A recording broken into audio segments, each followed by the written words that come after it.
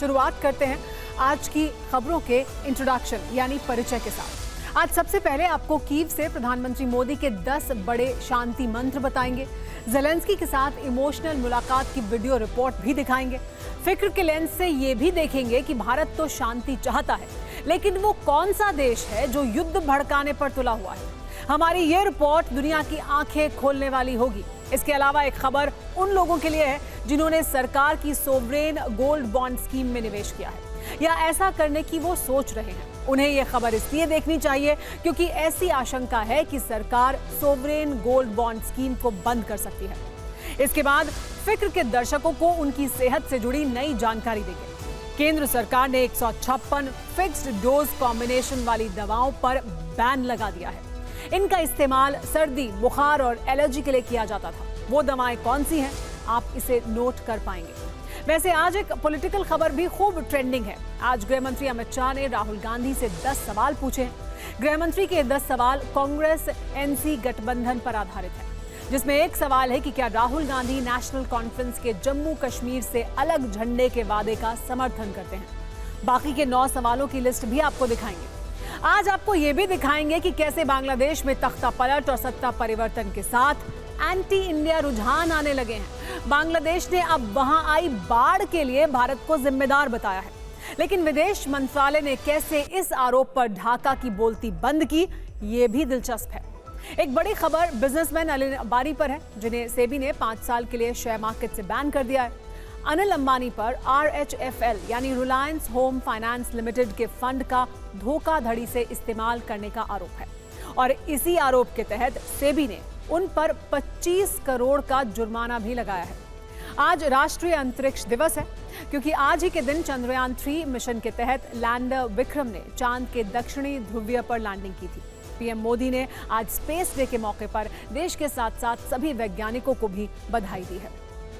फिक्र में सबसे पहले वो तस्वीर जिसका इंतजार पूरी दुनिया को था, वो संदेश जिसे यूक्रेन की राजधानी कीव से पूरी दुनिया सुनना चाहती थी, जिसे सुनने के लिए अमेरिका ने 8000 किलोमीटर दूर से अपने दोनों कान लगा रखे थे और बगल से मॉस्को भी कीव की ओर टकटकी लगाए देख रहा था। सबको इंतजार इस बात का था कि कीव पहुंचकर प्रधानमंत्री मोदी प्रेसिडेंट ज़ेलेंस्की को क्या संदेश देने वाले हैं। प्रधानमंत्री मोदी कीव में युद्ध में शांति लाने के लिए कैसा प्रयास करने वाले हैं।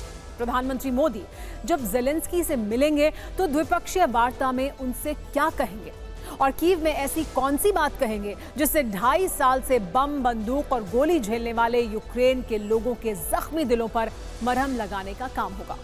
तो सबसे पहले बिना देरी के हम आपको बता देते हैं कि पीएम मोदी और ज़ेलेंस्की के बीच करीब 3 घंटे की लंबी बैठक चली।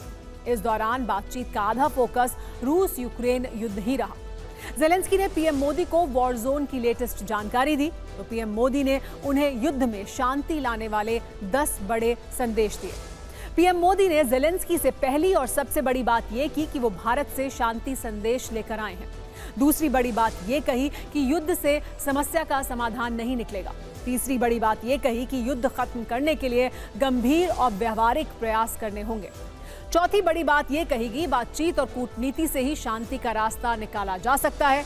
पांचवी बड़ी बात यह कि रूस और यूक्रेन दोनों ही बिना समय गंवाए जल्द से जल्द बातचीत शुरू करें। छठी बात यह कि युद्ध की विभीषिका से दुख होता है। सातवीं बड़ी बात पीएम मोदी की यह थी कि भारत शांति के प्रयासों में सक्रिय भूमिका निभाएगा। और आठवीं बात यह कि भारत न्यूट्रल देश नहीं, भारत का पक्ष शांति का पक्ष है। नौवीं बड़ी बात यह थी कि आंख से आंख मिलाकर पुतिन से उन्होंने कहा था कि यह समय युद्ध का नहीं है। और 10वीं बड़ी बात यह कही कि मानवीय सहायता के लिए भारत सदैव यूक्रेन के साथ खड़ा है। इसके बाद ज़ेलेंस्की ने क्या कहा वो भी सुनिए। ज़ेलेंस्की ने पीएम मोदी की अपील पर रूस से बातचीत की सभी शर्तें बताईं। ये भी बताया कि शांति लाने के लिए क्या क्या विकल्प हो सकते हैं। और ज़ेलेंस्की ने युद्ध को लेकर ग्लोबल पीस समिट में भारत से बड़ी भूमिका निभाने की अपील भी की।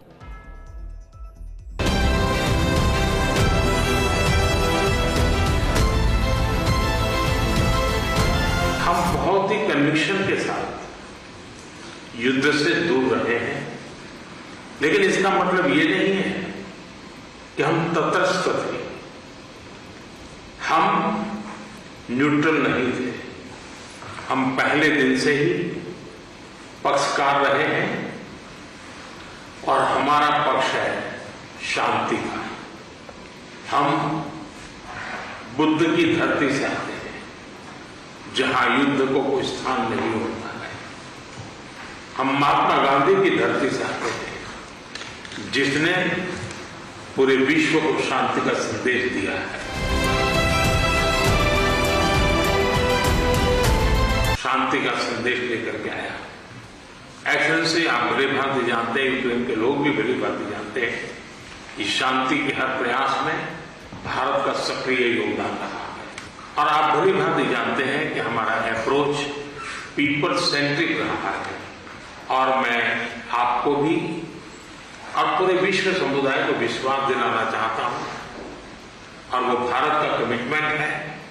और हम स्पष्ट मानते हैं कि संप्रभुता और क्षेत्रीय अखंडता का सम्मान हमारे लिए सर्वोपरि है। हम उसका समर्थन करते हैं।